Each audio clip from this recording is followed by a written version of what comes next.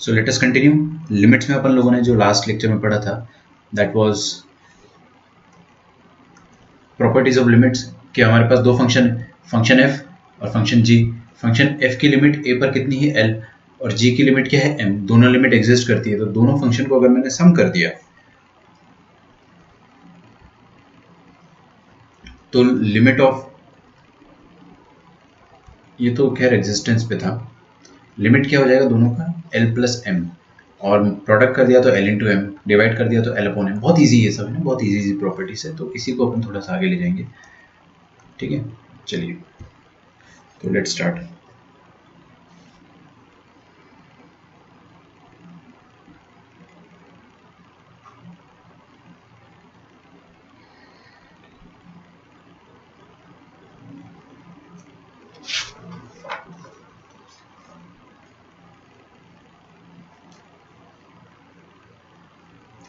Okay, पहले मैं आपको वार्म अप के लिए छोटे छोटे क्वेश्चन कराता हूँ। लिखिए इधर, limit x tending to zero, e to the power of bracket x मतलब समझ में आता है ना, greatest integer function of x, और e to the power of curly bracket x। ये आपको बताना है लिमिट एग्जिस्ट कर रही है या नहीं कर रही है, ठीक है। मैं लिख देता हूँ यहाँ पे, इसका मतलब है GIF और इसका मतलब है fractional part of x।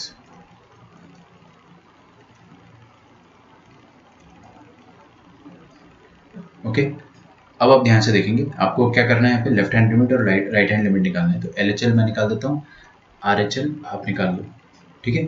LHL कैसे निकालेंगे अपन, limit e to the power x की जगह 0 माइनस h रखेंगे तो यहाँ पे माइनस h आ जाएगा, और इधर कितना आ जाएगा, सिंपली माइनस h।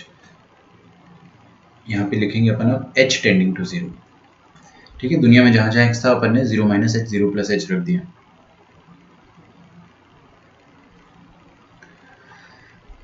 ओके, अच्छा बताइए माइनस h का GIF कितना आएगा, -1 या 0, बिल्कुल -1 आएगा। और e टू द पावर ये क्या लिखा है, -h, -h का ब्रैकेट कितना आएगा, ये बताने की जरूरत नहीं पड़नी चाहिए ना। अगर आपको ये अगर आपको -h का कर्ली ब्रैकेट लिखते नहीं आ रहा है तो मैं आपकी मदद नहीं कर सकता हूँ, ठीक है। इतना आपको समझ में आना चाहिए, बहुत चिल्ला चिल्ला के 1000 बार पढ़ा जा चुका है ये चीज़, ठीक है। अगर मैं h की जगह यहाँ पे ऐसा लिखता हूँ कोई सिंपल सा नंबर, लेट से -0.5, तो ये कितना हो जाता है, इसका ब्रैकेट कितना हो जाएगा, सॉरी -0.3 लिखते हैं ना, इसका कर्ली ब्रैकेट कितना हो जाएगा, नेगेटिव हटा दोगे तो चलो 0.3, जस्ट इजी बनाने के लिए। और अगर नेगेटिव लगा देते हो तो मैंने आपको सिखाया 1 माइनस 0.3 करते हैं उस केस में, विच इज 0.7, ठीक है। तो इसका कर्ली ब्रैकेट कितना हो जाएगा, 1 माइनस h,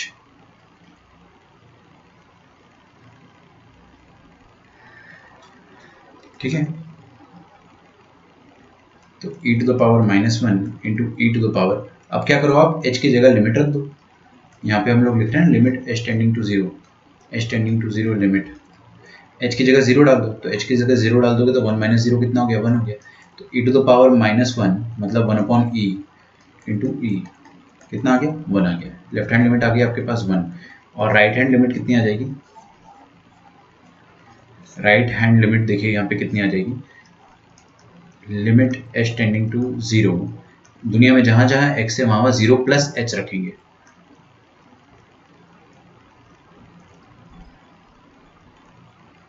ठीक है। ओके, तो ये बन जाएगा e to the power 0 into e to the power h, और आपको रखना क्या है, e to the power, sorry h tending to zero, यहाँ पे रख दो h टेंडिंग टू जीरो, तो e to the power 0 into e to the power 0 मतलब 1। लेफ्ट हैंड लिमिट और राइट हैंड लिमिट बराबर है, तो क्या लिखेंगे, LHL is equal to RHL is equal to 1, therefore limit exist, ठीक है। आसान क्वेश्चन है, काफ़ी इजी क्वेश्चन है, सब अपने से बन जाने चाहिए।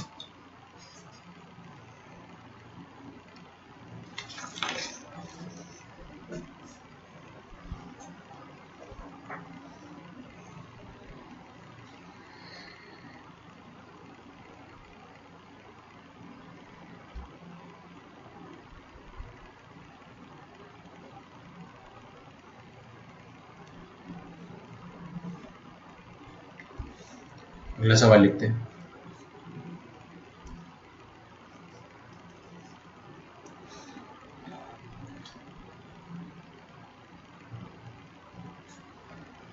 अगर आपके पास एफ ऑफ एक्स है 1/sin x and g of x is 1/tan x, ठीक है, तो आपको निकालना क्या है, आपको निकालना limit f of x minus g of x at x tending to 0।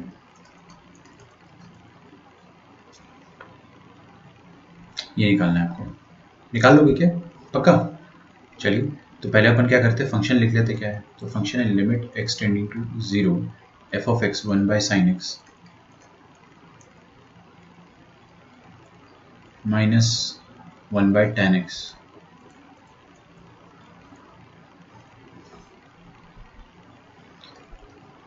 Left hand limit निकालेंगे और राइट हैंड लिमिट निकालेंगे।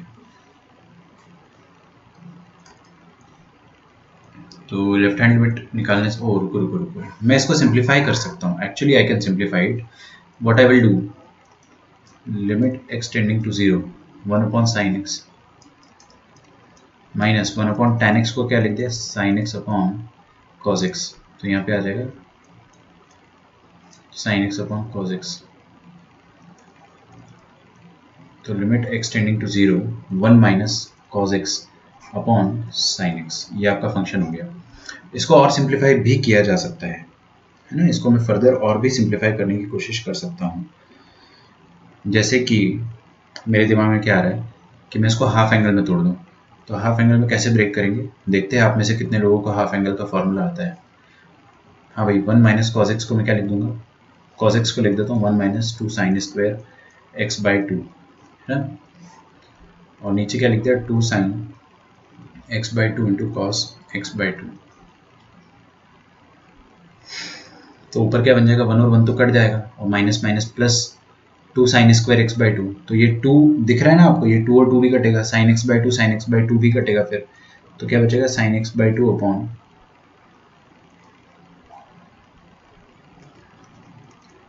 लिमिट एक्स टेंडिंग टू 0, तो ये हो जाएगा sine x by 2 upon cos x by 2 which will be limit x tending to 0 tan x by 2, है ना। अब आपका फंक्शन जो है बड़ा छोटू सा हो गया, तो इसमें अपन लेफ्ट हैंड लिमिट और राइट हैंड लिमिट लगा सकते हैं। तो लेफ्ट हैंड लिमिट लगाएंगे अपन, तो देखिए क्या आ जाएगा, दुनिया में जहाँ जहाँ x है वहाँ 0 प्लस एच रखना है आपको, तो tan ऑफ x की जगह क्या रखेंगे 0 प्लस एच बाई 2, और यहाँ पे क्या करेंगे लिमिट h टेंडिंग टू 0, जहाँ जहाँ h है वहाँ क्या रखने का 0 माइनस एच, नहीं आ रहा समझ में, माइनस एच बाय 2, ठीक है। तो बताइए मुझे, h की जगह 0 रखेंगे, अब डाल दो ना, आखिरी स्टेप में लिमिट डाल दो, तो tan 0 बाई 2 कितना होता है 0, है ना, तो ये हो गया 0, और tan ऑफ माइनस 0 बाई 2 मतलब tan 0, फिर से ये भी 0, तो लेफ्ट हैंड लिमिट और राइट हैंड लिमिट जो है वो बराबर है, and they are both equal to 0, तो अपन क्या कहेंगे लिमिट एग्जिस्ट कर रही है क्योंकि दोनों बराबर है और दोनों फाइनाइट। लिखिए और क्वेश्चंस करते थोड़े से।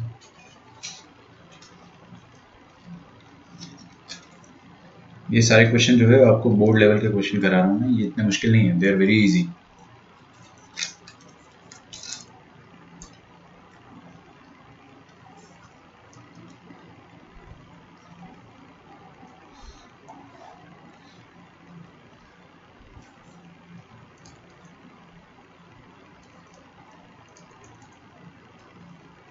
f of x is equal to signum of x and g of x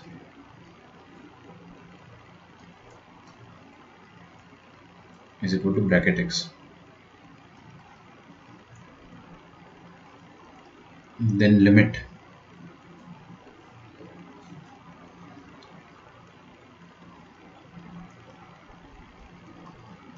f of x plus g of x where x is tending towards 0, ये निकालना है आपको, ठीक है। करो try.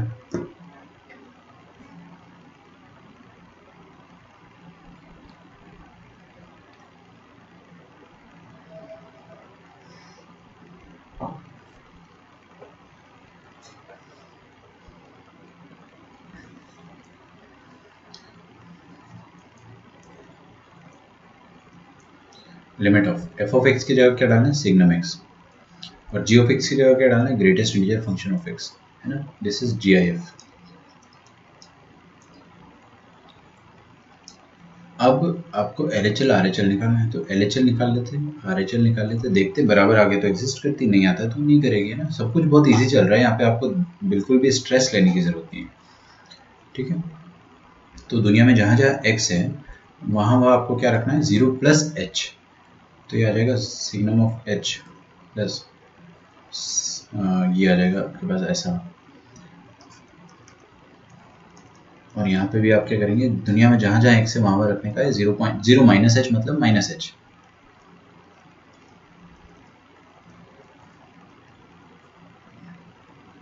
H tending to 0। Signum of बहुत छोटू number, क्या है सिग्नम के सामने क्या है, एच। एच पॉजिटिव होता है नेगेटिव, सिग्नम को पॉजिटिव नंबर दो तो 1 रिटर्न में देता है, और greatest integer function of H ये कितना आ जाएगा 0, तो आपका लेफ्ट हैंड लिमिट कितना आ गया 1, और राइट हैंड लिमिट कितना आ जाएगा, signum of minus H, negative number का सिग्नम -1, और नेगेटिव नंबर का माइनस एच का ग्रेटेस्ट इंटीजर कितना आ जाएगा, माइनस एच का ग्रेटेस्ट इंटीजर। कर लोगे सब कोई, चलिए होपफुली आपसे हो जाएगा। क्या एल एच एल और आर एच एल बराबर है, नहीं, L H L is not equal to R H L, तो आप क्या बोल दोगे, लिमिट डज नॉट एग्जिस्ट।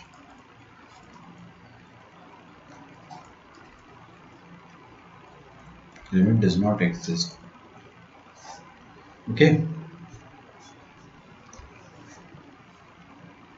तो इसका मतलब क्या है ना कि हमको बेसिक क्वेश्चंस जो लिमिट के वो तो आ जाते हैं।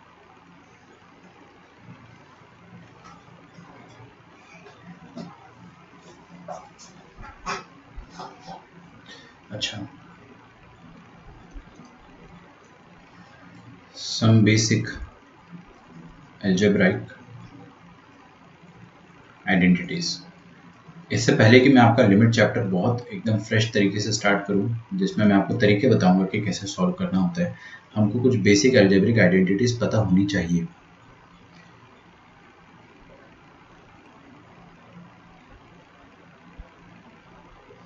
ठीक है, सबसे पहली, क्या आपको ये पता है कि ए क्यूब प्लस बी क्यूब क्या होता है ना। नहीं पता है तो बहुत बुरी बात है ना, क्योंकि अपने को बहुत, जब बहुत छोटे हुआ करते थे हम लोग तब पढ़ाया जाता था ये सब।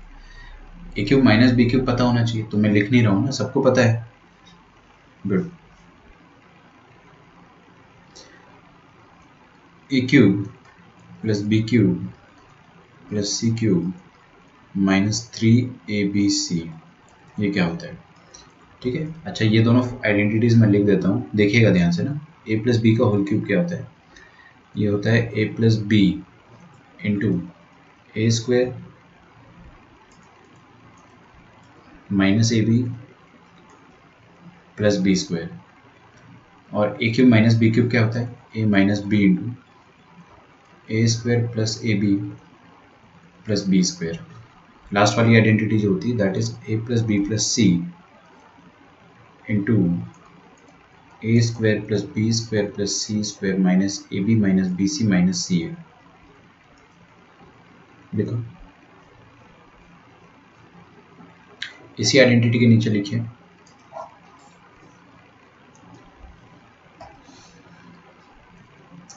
कि 3 नंबर्स के क्यूब का सम 3 times the product of those numbers होगा ओनली व्हेन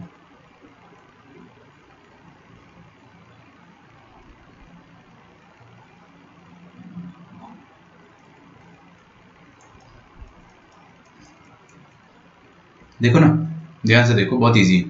ये आपके पास LHS है, इसका मतलब क्या हो गया कि LHS जो येलो वाला बॉक्स है ना वो 0 हो जाए। अगर ये 0 हो गया तो ये इक्वल होके आगे पहुंच जाएगा ABC, ठीक है। तो ये ज़ीरो कब होगा, मतलब ये चीज़ ज़ीरो कब होगी, जब RHS ज़ीरो होगा, क्योंकि LHS RHS बराबर है ना, तो LHS ज़ीरो कब होगा, जब RHS ज़ीरो होगा। तो RHS में लिखा है राम इंटू श्याम, तो दो पॉसिबिलिटीज़ है, either Ram is equal to zero, है ना, और शाम ज़ीरो कब होगा, शाम ज़ीरो तब होगा जब A B C तीनों बराबर हो, है ना। बहुत ध्यान से देखो बच्चों, यहाँ पे A स्क्वायर है, अगर A B बराबर हो गया, A और B और C तीनों बराबर हो गए, तो ये भी A स्क्वायर है, ये भी A स्क्वायर है, ये भी A स्क्वायर है, या इसको आप A स्क्वायर बोल दो, इसको B स्क्वायर बोल दो, इसको C स्क्वायर बोल दो। अगर तीनों नंबर बराबर है तो फिर तो ये ज़ीरो ही हो गया ना ओवरऑल।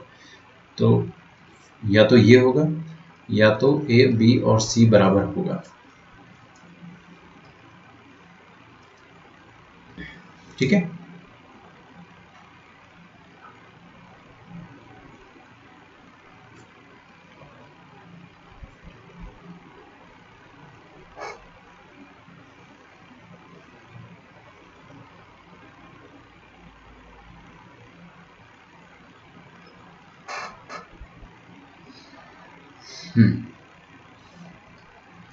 एक और लिखवाता हूँ मैं आपको,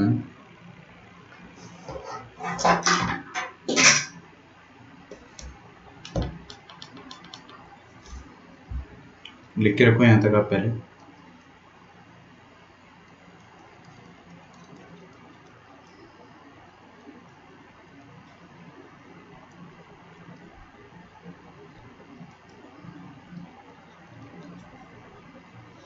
हाँ जी, ये वाली चीज़ जो है बहुत ज़्यादा इंपॉर्टेंट है, very very very very very important.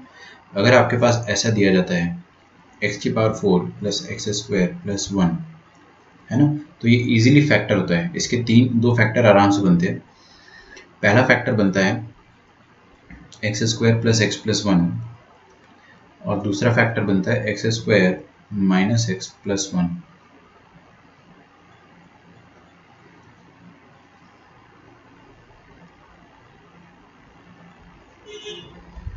ठीक है, समझ में आ रहा है क्या बोला मैंने आपको?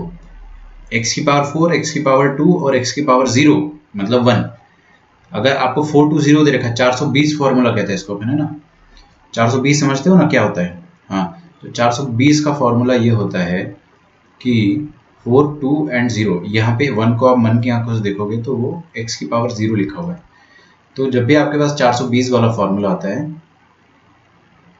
तो वो 210 में कन्वर्ट होता है। देखिए पावर 210 210 210 210, ठीक है। बहुत आसान तरीके से आप याद भी रख सकते हैं इसको।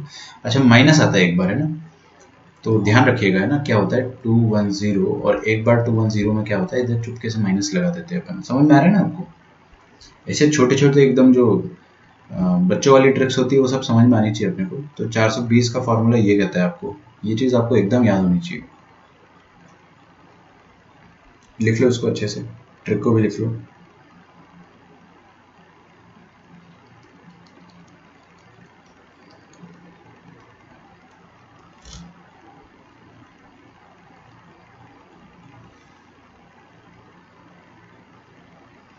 इसी से रिलेटेड एक फॉर्मूला और है कि a की पावर 4, देखिएगा ध्यान से, प्लस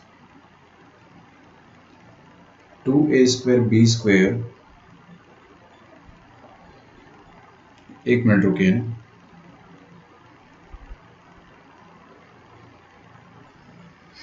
ठीक है,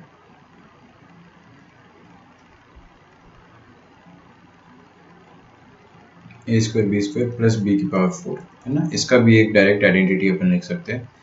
ये याद रखना थोड़ा मुश्किल है, लेकिन आसान कब हो जाएगी, जब आपको पिछला वाला आता है। तो मैं अभी लिख देता हूँ, आपको समझ में नहीं आएगा, अभी मैं लिख देता हूँ, है ना। अब हम लोग आगे बढ़ते हैं। तो ये अपनी सारी आइडेंटिटीज अपने को याद होनी चाहिए, जितने भी मैंने आपको लिखा है ना। ऐसा ना हो कि हमको ये सब आता ही नहीं है और लिमिट्स में मैंने इनको अप्लाई कर दिया और आप लोग एकदम रोने लग गए, ऐसा नहीं होना चाहिए।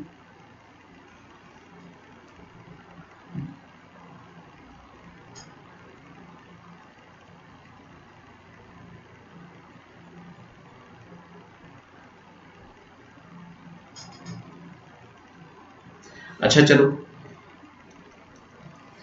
और चीज़ देखते हैं अपन, है ना, कुछ।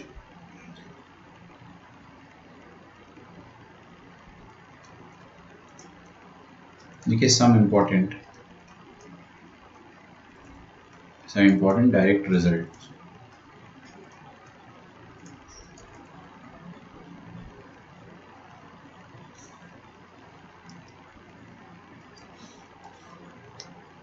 फिर मैं आपको मेथड्स बताऊंगा लिमिट सॉल्व करने के।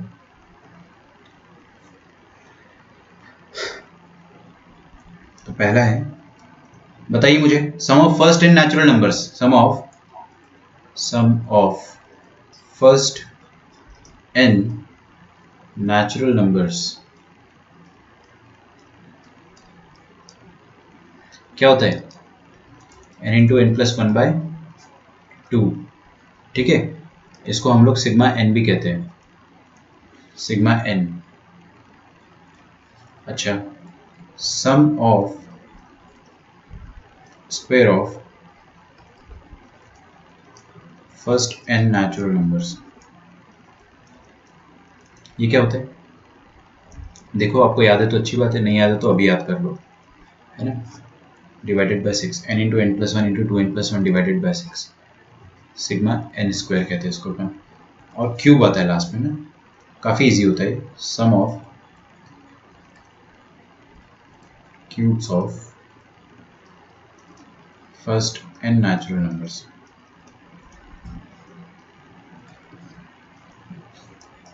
ये वाला जो है ना n into N plus one upon two, बस इसका स्क्वायर, तो this is nothing but sigma N cube, this is equal to sigma N का होल स्क्वायर। ठीक है, ये सब बातें पता होनी चाहिए आपको। एपी का और जीपी का सम याद है सबको? लिखवा देता हूँ ना, कुछ बच्चे ऐसे होते हैं जो बहुत महान होते हैं, उनको याद नहीं होगा, तो मैं लिखवा देता हूँ। Sum of N terms of an AP. ठीक है, आई होप आपको ये याद हो, लेकिन अगर नहीं याद है तो टेंशन नहीं लो। 2a plus n minus one into D.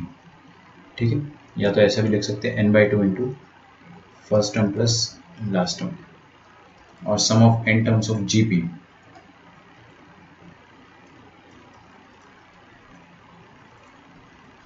Geometric progression का n टर्म्स का सम, ये क्या होता है? a into one minus R की power n upon one minus are.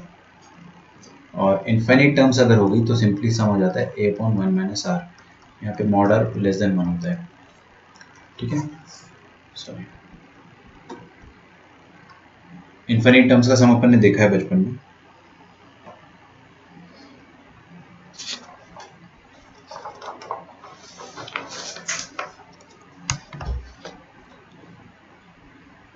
ठीक है,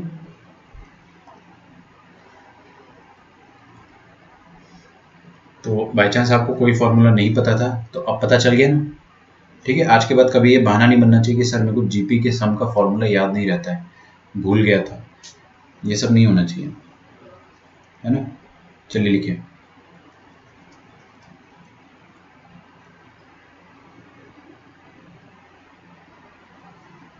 लिखिए methods to solve limits. Limits को सॉल्व करने के जो अपन हथकंडे अपनाएंगे ना, वो सारे मेथड्स।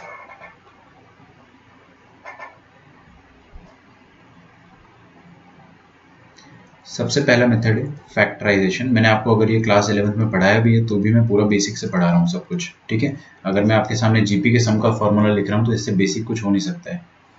फैक्टराइजेशन, फिर अगला है rationalisation,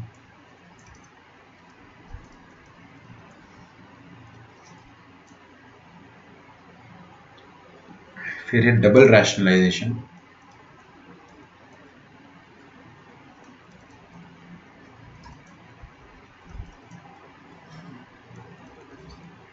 then use of binomial theorem. ठीक है, ये सबसे ज़्यादा इंपॉर्टेंट है मेरे ख्याल से, क्योंकि ये सबसे ज़्यादा क्वेश्चन आपको यहीं से मिलते हैं। बाइनोमियल थ्योरम मुश्किल नहीं लगेगा आपको, बाइनोमियल अपन ने पढ़ रखा है अच्छे से, एक बार नोट्स रिवाइज करना पड़ेगा आपको, है ना। 15-20 मिनट में या हाफ एन आवर में सारे नोट्स रिवाइज हो जाएंगे। फिर फिफ्थ है अलजेब्राइक आइडेंटिटीज,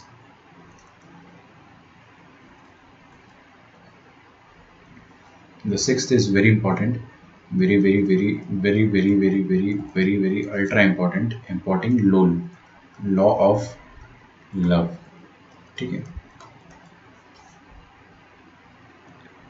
और सेवेंथ होता है एल हॉस्पिटल रूल, है ना, जिसको अपन प्यार से लॉपिटल भी कहते हैं, बट वो थोड़ा सा इलीगल तरीका है ना। बोर्ड्स वाले बोलते हैं कि एल हॉस्पिटल आप यूज़ ना करें, और जेई वाले एल हॉस्पिटल का क्वेश्चन देते ही नहीं है आपको।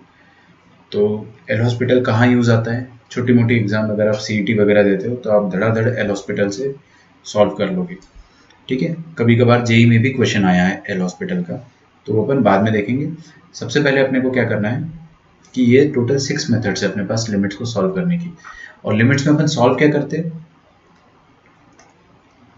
व्हाट डू, लिखे मेरे साथ, we solve in limit.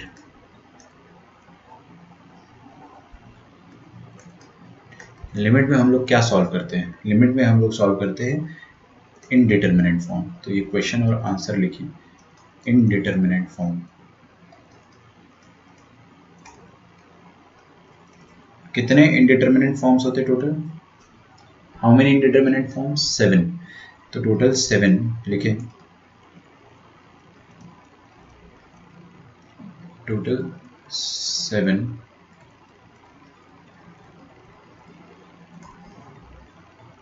Indeterminate forms होते हैं लिमिट में, है ना। ये सारे मैं आपको लिखवा चुका हूँ तो दोबारा लिखवाने की ज़रूरत नहीं है, बट एक बार और देख लेते हैं। देखो फटाफट आपको याद होना चाहिए, 0/0, infinity by infinity, 0 into infinity, sorry, infinity minus infinity, 1 की पावर में इन्फिनिटी, इन्फिनिटी की पावर में 0 और 0 की पावर में 0, ठीक है। सारा मतलब अपन समझ चुके हैं, इनका मतलब क्या होता है, इनडिटरमिनेट फॉर्म का मतलब, है ना। कल को आप मेरे से अगर आके पूछते हो कि सर 1 की पावर इन्फिनिटी तो 1 होता है ना, तो आपको थप्पड़ पड़ेगा, क्योंकि मैं आपको समझा चुका हूँ। और कोई अगर महारथी आके बोलता है कि सर इन्फिनिटी की पावर 0 1 होना चाहिए, क्यों पढ़ रहे हो आप, तो फिर वही सेम आंसर कि ये 0 नहीं है, एग्जैक्ट नहीं होता है, 0 अप्रॉक्सीमेट होता है ना, अप्रॉक्सीमेट 0 मतलब h। तो इन्फिनिटी की पावर में h डाल दिया अगर आपने, तो अब ये 0 नहीं होगा, क्योंकि ये कुछ छोटू सा नंबर है और ये बहुत बड़ा नंबर है, समझ में आ रहा है। तो बहुत बड़ा नंबर जो है उसकी पावर में अगर आप एग्जैक्ट 0 डालते हो ना, तब वो 1 देता है। लेकिन अगर आप अप्रॉक्सीमेट 0 डालते हो तो वो 1 भी दे सकता है, 2 भी दे सकता है, 4 भी दे सकता है, कुछ भी दे सकता है, ठीक है। तो वो अपने को देखना पड़ेगा।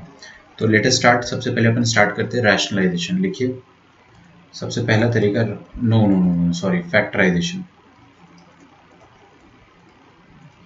ठीक है। तो आपने 11th में मेरे साथ पढ़ा है या आपने क्लास मिस कर दी थी, सब कुछ अपन बेसिक से देखेंगे। तो आपको सब कुछ यहीं से देखना स्टार्ट करना और समझना है। सबसे पहला क्वेश्चन आपके सामने है ये, limit x tending to π/4 tan cube x minus 1 upon tan square x minus 1, ठीक है।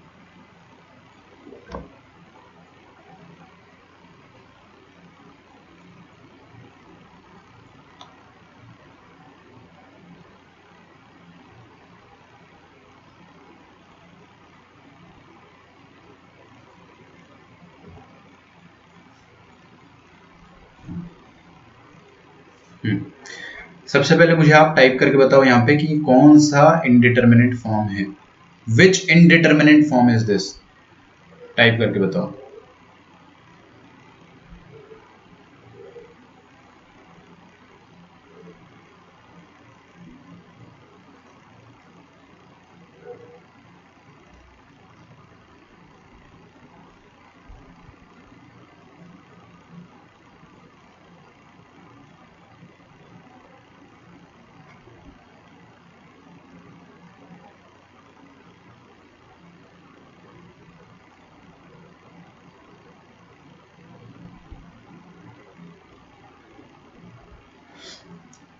क्या है, इन्फिनिटी अपॉन इन्फिनिटी है ना, पक्का।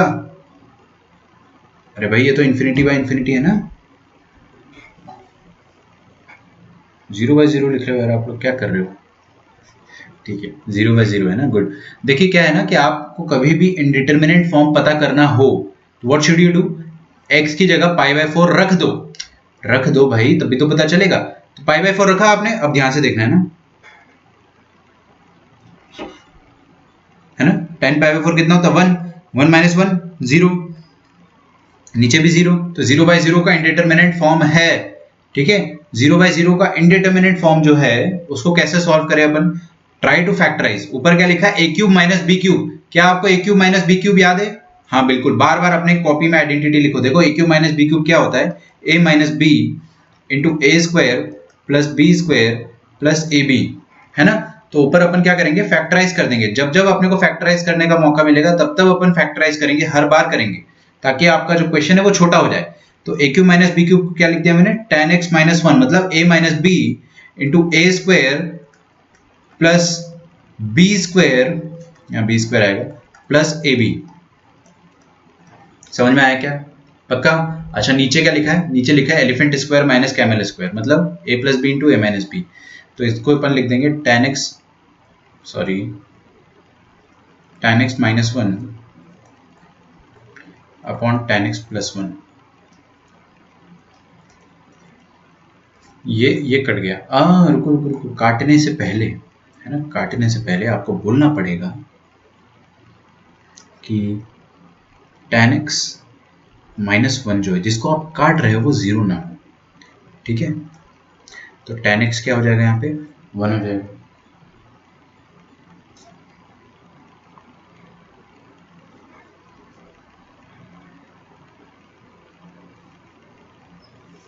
है ना, इसका मतलब tan x 0, मैं क्या कह रहा था, मैंने क्या कह दिया, सुनो फिर से। जिसको आप कट कर रहे हो ना वो चीज 0 नहीं होनी चाहिए। इसका मतलब tan x 1 नहीं होना चाहिए, और tan x 1 वैसे भी नहीं होगा। प्लीज आप यहाँ पे देखिए ध्यान से, हर कोई देखो बच्चों। जब भी मैं आपको बोलता हूँ कि x टेंडिंग टू π/4, ये चीज बहुत ध्यान से समझना, वरना आपको बहुत परेशान करेगी ये चीज लिमिट में। जब भी मैं बोलता हूँ x टेंडिंग टू π/4, इसका मतलब ये होता है कि x जो है या तो π/4 से जरा सा बड़ा है, या तो वो π/4 से जरा सा छोटा है। वो π/4 के एग्जैक्ट बराबर नहीं है ना। x π/4 को टेंड कर रहा है, इसका मतलब ये नहीं कि π/4 के बराबर है, वो π/4 से या तो थोड़ा सा बड़ा है या तो π/4 से थोड़ा सा छोटा है। तो समझ में आ रहा है आपको? जब ये एग्जैक्ट π/4 नहीं हो सकता है tan x अगर π/4 एग्जैक्ट नहीं हो सकता तो tan x एग्जैक्ट 1 नहीं हो सकता है ना। तो tan x तो वैसे भी एग्जैक्ट 1 हो ही नहीं सकता है, तो आप बेफिक्र होकर काट सकते हो, है ना। यहां पे मैं देखो पहले एक बार अंग्रेजी में लिख देता हूं, tan x can not be equal to 1 anyway since x is not equal to π/4 exact π/4। ये सब छोटी छोटी बातें हैं ना, एकदम क्रिस्टल क्लियर होनी चाहिए आपके दिमाग में कि यार x एग्जैक्ट π/4 होगा ना तभी दिक्कत होगी।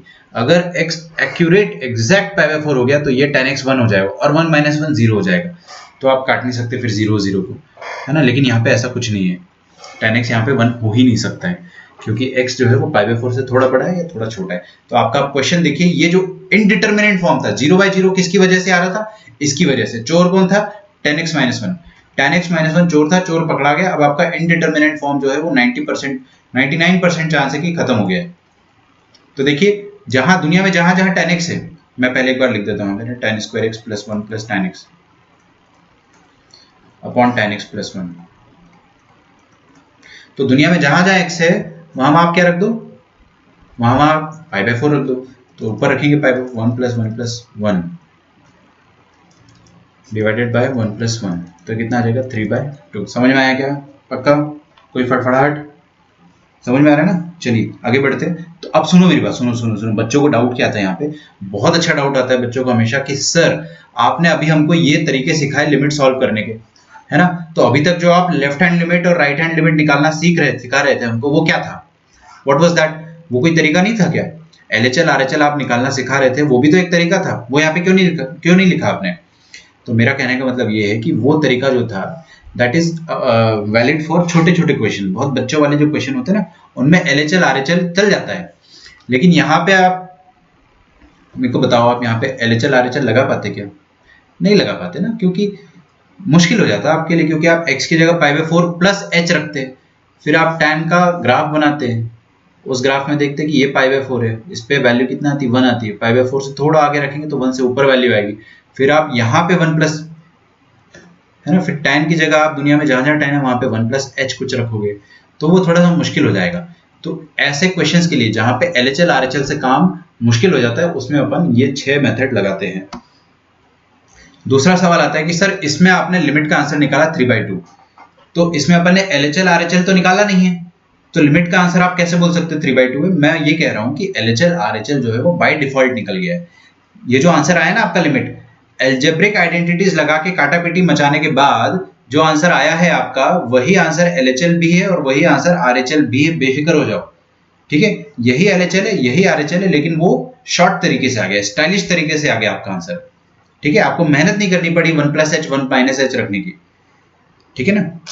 ये छोटे छोटे डाउट्स जो है आपको क्लियर होने चाहिए कि अपन अब LHL RHL क्यों नहीं कर रहे, अब अपन नई तरीके से क्यों सॉल्व करें, क्योंकि क्वेश्चन मुश्किल हो गया है ना। Modern problem requires modern solution, तो वही वाली बात होगी कि अपने पास सॉल्यूशन भी अब धीरे धीरे अपने को मॉडर्नाइज करने हैं। तो ऊपर देखते हैं हमारे पास क्या लिखा है, cot cube x minus 1 divided by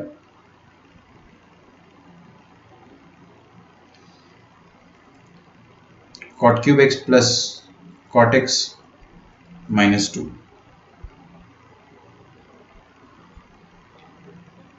ठीक है, अच्छा इनडिटर्मिनेट फॉर्म जल्दी से बताइए क्या आएगा। दुनिया में जहां जहां x है वहां आप π/4 रख के देखो, सुनो मेरी बात सुनो, x का वैल्यू टेंडिंग टू π/4 है, इसका मतलब ये नहीं कि इक्वल टू π/4 है, बट आपको जब भी इनडिटर्मिनेट फॉर्म निकालना है ना, तो आप π/4 रख के देखते हो कि एग्जैक्ट π/4 पे क्या चल रहा है, तो वो आपको इनडिटर्मिनेट फॉर्म देगा। फिर उसके बाद इनडिटर्मिनेट फॉर्म को अपन अपने तरीके से सॉल्व करेंगे, है ना। ऊपर क्या आ जाएगा 1 - 1, नीचे आ जाएगा 1 + 1 - 2, दिस इज 0/0, तो 0/0 का इनडिटर्मिनेट फॉर्म है, ठीक है। तो कैसे सॉल्व करें बताएं।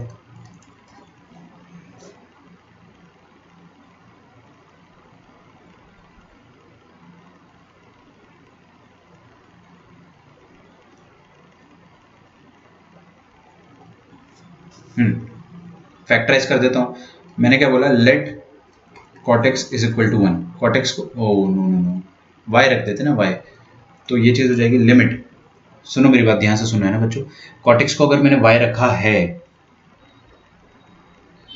तो आपका 100% कंसेंट्रेशन आगे होना चाहिए अभी, क्योंकि मैं आपको है ना बहुत सिंपल ट्रांसफॉर्मेशन सिखा रहा हूं।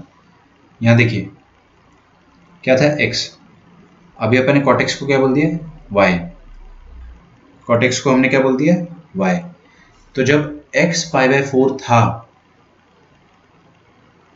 जब x π/4 पे टेंड कर रहा था, तो cot x कहाँ पे टेंड कर रहा था 1 पे, तो y टेंडिंग टू क्या आ जाएगा 1। नहीं आया समझ में ना, फिर से देखो, जब x π/4 था तो यहाँ पे रखो x की जगह π/4, अरे इधर इधर रखो x की जगह π/4, cot 45 कितना होता है 1 होता है ना, हाँ, तो जब x 45 होगा तब y 1 की तरफ टेंड करेगा, तो मतलब x जब 45 की तरफ टेंड करेगा तब y 1 की जगह टेंड करेगा। अब आपका ये लिमिट, इसकी शक्ल बदल जाएगी, देखना ध्यान से, लिमिट y टेंडिंग टू 1 हो जाएगा, और दुनिया में जहां जहां cot x है वहां क्या रख दूंगा मैं, y³ - 1 divided by y³ + y - 2,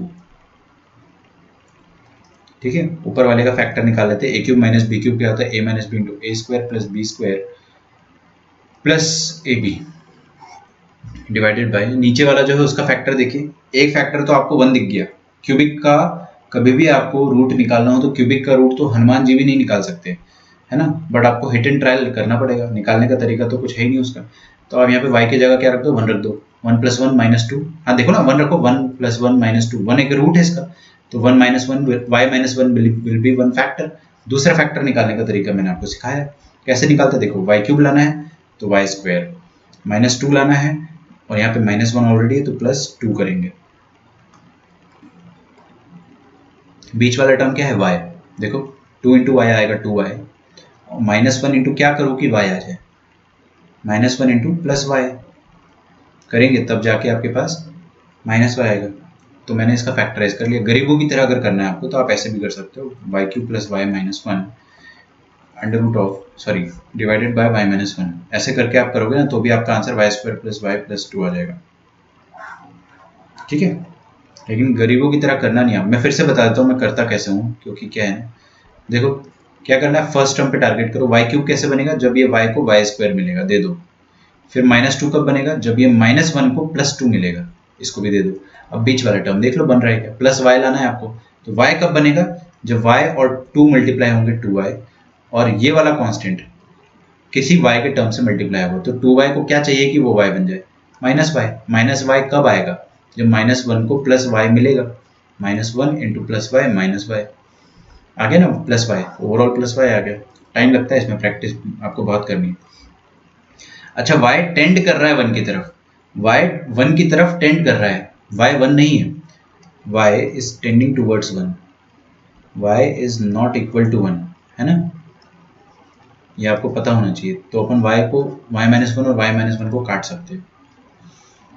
तो क्या बच जाएगा आपके पास, limit y-1 y square plus y plus y 1 upon y square plus y plus 2। दुनिया में जहाँ जहाँ y है वहाँ 1 रख दो, रखो ऊपर 1 + 1 + 1 3, नीचे 1 + 1 2 2 + 2 4 3/4। कूल, आंसर आ गया अपना। फैक्टराइजेशन समझ में आ रहा है आपको, थोड़ा बहुत, थोड़ा बहुत पक्का, चलिए nice.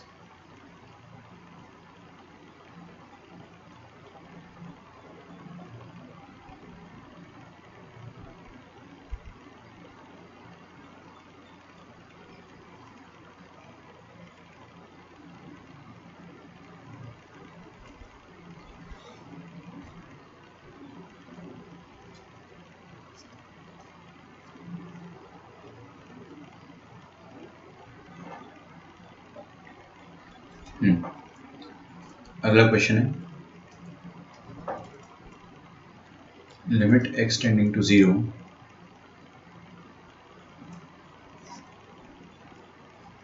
x upon √5 - x minus √5 + x। ठीक है, क्वेश्चन छाप पा रहे हो आप, लिखो पहले क्वेश्चन।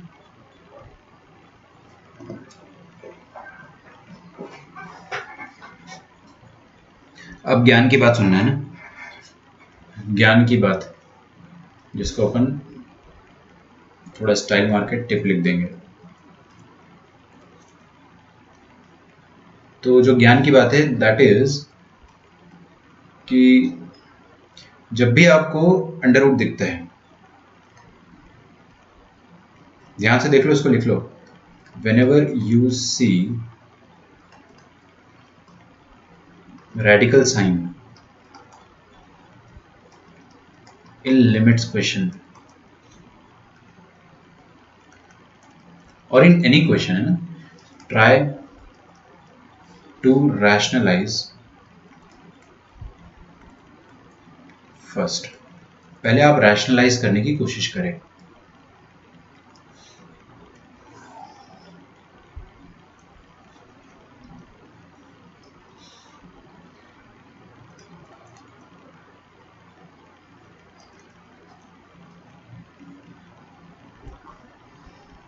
है ना, देखो रैशनलाइज करते तो सबको आता है। डिनोमिनेटर में आप क्या करो, बीच में प्लस लगा दो और ऊपर नीचे मल्टीप्लाई कर दो, कॉन्जुगेट को मल्टीप्लाई करना जिसको अपन कहते हैं, मल्टीप्लाई एंड डिवाइड। तो limit x tending to 0 x upon √5 - x minus √5 + x, और यहाँ पे क्या आ जाएगा, √5 - x plus √5 + x √5 - x plus √5 + x।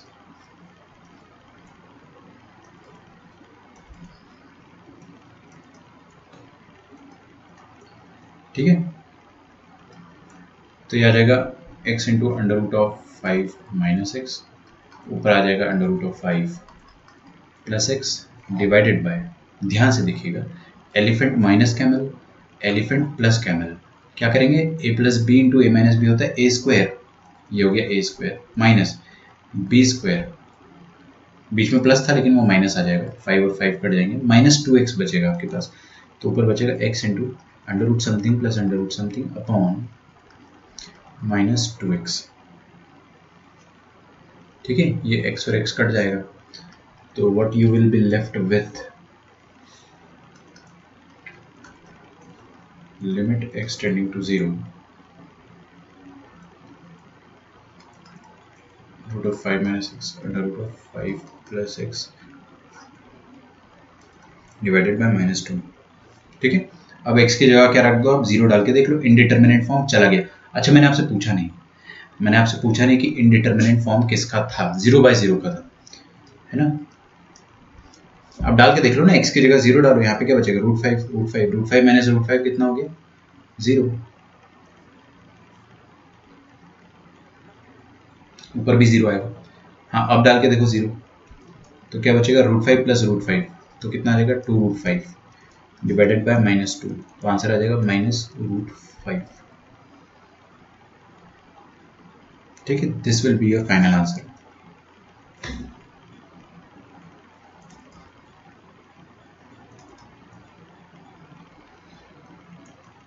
Limit x tending to 9, 3 minus under root of x, 4 minus under root of 2x minus 2। सबसे पहले बताइए कि ये इनडिटरमिनेट फॉर्म किस चीज़ का है। दुनिया में जहाँ जहाँ x है वहाँ 9 रख के देखो, √9 कितना होता है, 3, तो ऊपर कितना आ गया, 0, ऊपर 0 आ गया, नीचे देखते क्या आएगा, 2 0 ओ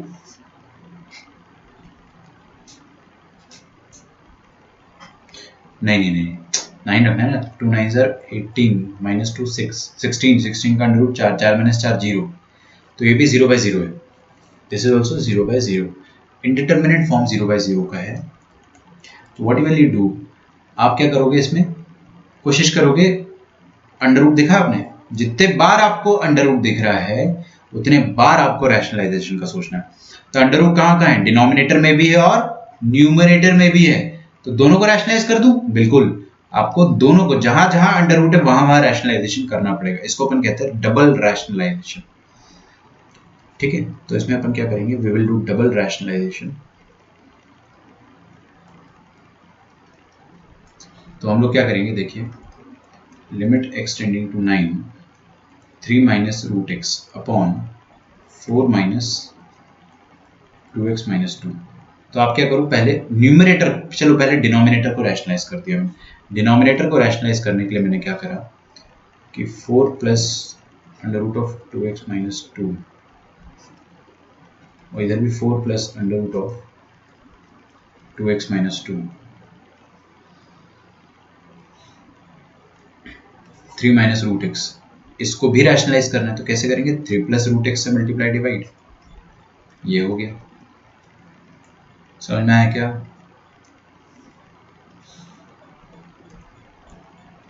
ठीक है। तो लिमिट x टेंडिंग टू 9, देखिए 3 minus √x, 3 plus √x, a square minus b square, तो a square minus b square ऊपर आ जाएगा। फिर देखा आपने a minus b, a plus b, ये कितना हो जाएगा, a square minus b square, मतलब 2x माइनस 2 का होल स्क्वायर। ठीक है, अच्छा कौन कौन रह गया आप देखना ध्यान से, ये रह गया ऊपर अकेला, तो 4 प्लस 2x माइनस 2 का अंडर रूट, और ये रह गया नीचे अकेला 3x plus root x, sorry. समझ में आया क्या आपको,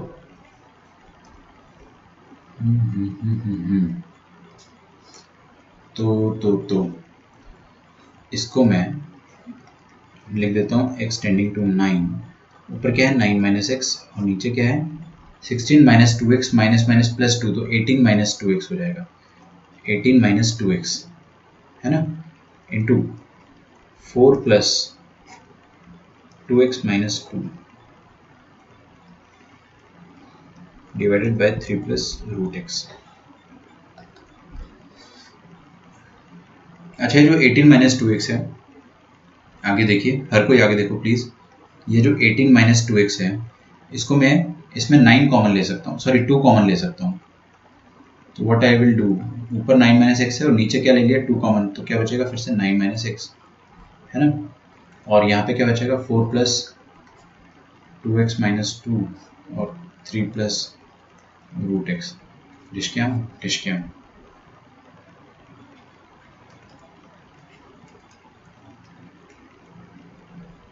तो बचेगा हाफ इंटू, क्यों काटा मैंने, क्योंकि x 9 के बराबर नहीं है, x is not equal to 9, x tending to, x जो है 9 की तरफ टेंड कर रहा है, 9 के बराबर नहीं है, 9 के बराबर नहीं है तो ये जीरो नहीं हो सकता, ये चीज़ जीरो नहीं हो सकती, तो काट दिया, है ना। यहाँ पे रखो x की जगह 9, 9 टू ज़ा, देखो इधर रखो ना, 9 टू ज़ा 18, 18 माइनस 2 16, 16 का अंडर रूट 4, 4 प्लस 4 8, यहाँ पे रखो 9 का अंडर रूट 3, 3 प्लस 3 कितना हो गया 6, तो 2 4 ज़ा 8, 2 2 ज़ा 4, 2 3 ज़ा 6, तो आपका आंसर आ जाएगा 2/3।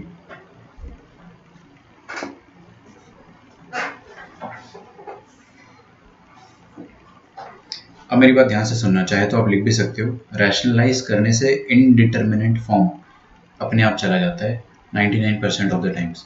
नहीं सुना, फिर से सुनो, रैशनलाइज करने से इनडिटर्मिनेट फॉर्म अपने आप गायब हो जाता है, ठीक है।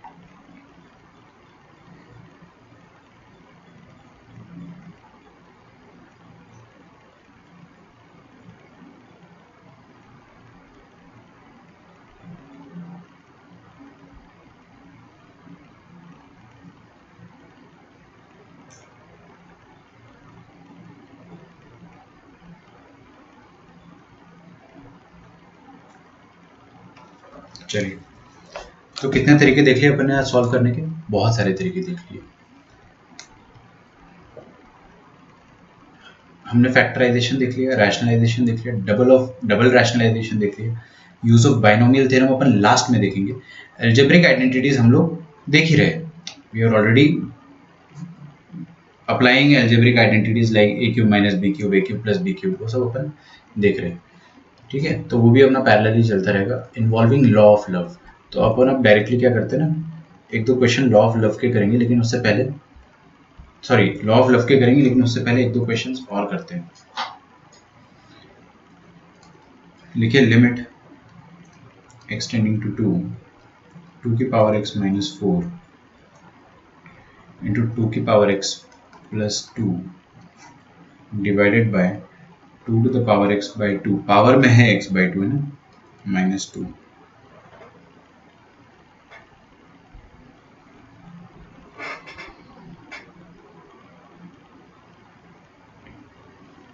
ठीक है, पक्का। चलो भाई, अच्छी बात है। ये वाला क्वेश्चन आप सॉल्व करके बताइए।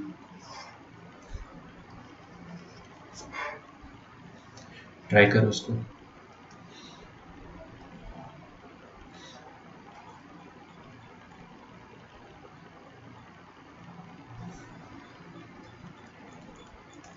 ठीक है, ITF चैप्टर में अपन ने 81 से लेकर 90 तक का होमवर्क लिया था ना, आप लोगों ने करा सॉल्व?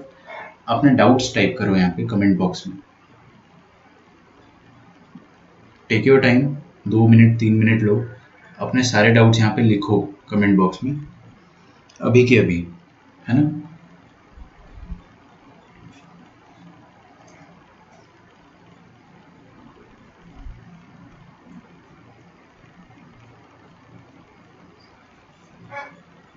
चलिए, डाउट्स टाइप करना है आपको अपने, जितने भी हो, अगर सारे डाउट है तो लिख दो कि सर कुछ भी नहीं बना, और अगर 2-4 डाउट है तो tell me the question numbers, ठीक है। हाँ जी, ऊपर क्या लिखा है 2x माइनस 4, और यहाँ पे क्या लिखा है 2x प्लस 2, ध्यान से देखना है ना, और नीचे लिखा है 2 की पावर x बाई 2 माइनस 2। अच्छा, मैं आपको जो चीज़ बताना चाह रहा था दैट वॉज कि ये क्या लिखा है, देखिए 4 को क्या बोल सकता हूँ 2 स्क्वायर, वो तो मैं चलो बोल दूंगा, ये 2 की पावर x को मैं क्या ऐसा बोल सकता हूँ, ध्यान से देखो, 2 की पावर x को मैं ऐसा लिख सकता हूँ 2 की पावर x बाई 2 का स्क्वायर, बिल्कुल लिख सकता हूँ ना, बिल्कुल लिख सकता हूँ।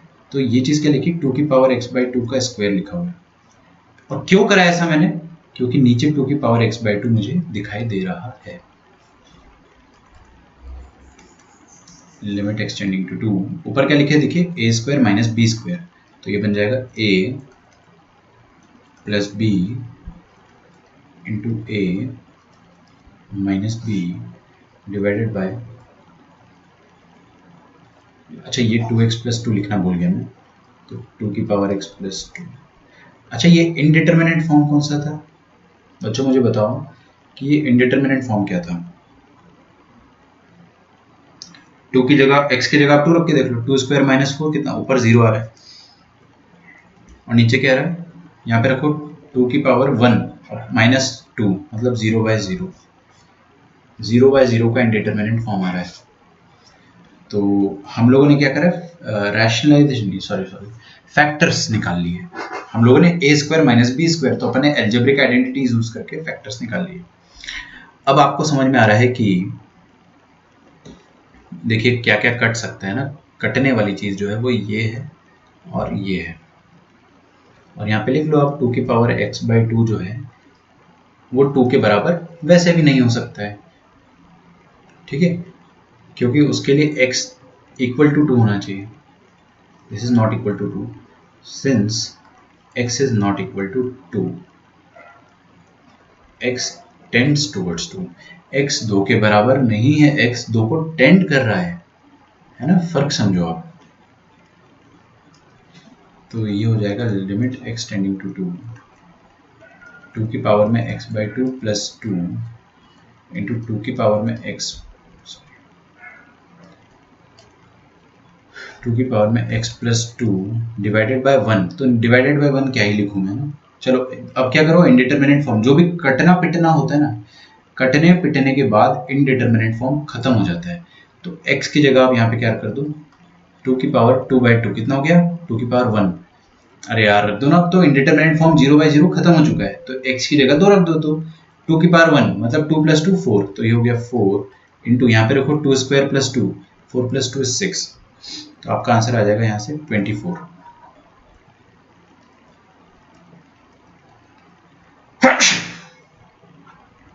एक्सक्यूज मी, डरना नहीं, 24 आ जाएगा अपना आंसर, है ना। ये जो काटने वाली स्टेप थी ना, यहाँ पर इनडिटर्मिनेट फॉर्म खत्म हो गया, तो आप चाहे तो लिख सकते हैं indeterminate form 0/0 is killed here, ठीक है।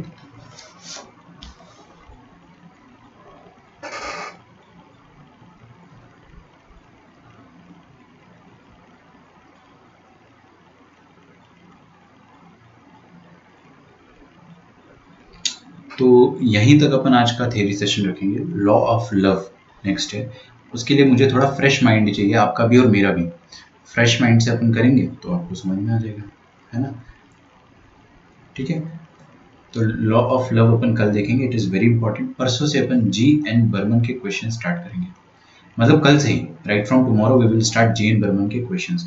इनफैक्ट मैं आपको होमवर्क दे सकता हूँ ना आज से, मेरे पास तो बुक है, तो I will give you some homework, और आपको मैं बुक का PDF प्रोवाइड कर दूंगा, ठीक है। बहुत शानदार क्वालिटी का PDF है, मतलब it is actually the PDF of whole book, पूरी बुक का PDF है ना, तो वो आपको दिक्कत नहीं जाएगी उसमें।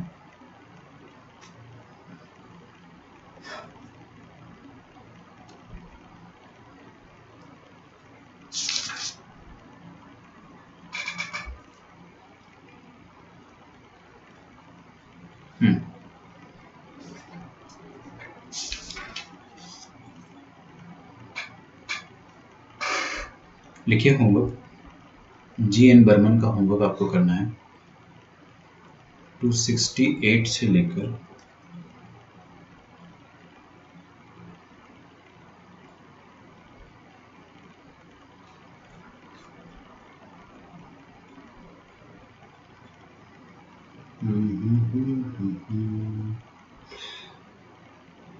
316 तक, ठीक है। कुछ बच्चे बोलेंगे कि सर क्या कर रहे हो, इतना ज़्यादा होमवर्क, बहुत कम होमवर्क है। मैं आपको बताऊं कितना टाइम लगेगा इसको करने में। आपको पहला दिन है तो 1 घंटा लगेगा, और कोई होमवर्क नहीं दूंगा मैं आपको आज। ITF का भी होमवर्क आज आपको मैं नहीं दूंगा, 5 क्वेश्चन लेंगे ITF के अपन, ठीक है। और ये वाला जो होमवर्क है ये आपका ट्रैक होगा, मैं नहीं ट्रैक करूंगा, सर ट्रैक करेंगे अब, ठीक है। तो आपको ईमेल आईडी में भेजना है, please keep it in mind, आपको ईमेल आईडी में भेजना है क्योंकि वो सर भी एक्सेस करते हैं, ओके। और आपका होमवर्क जो है वो आराम से चेक हो रहा है हर दिन, मेरे को पता है कौन से बच्चे जो है कैसे सॉल्व करे, तो वो अपन बाद में देखेंगे, ठीक है।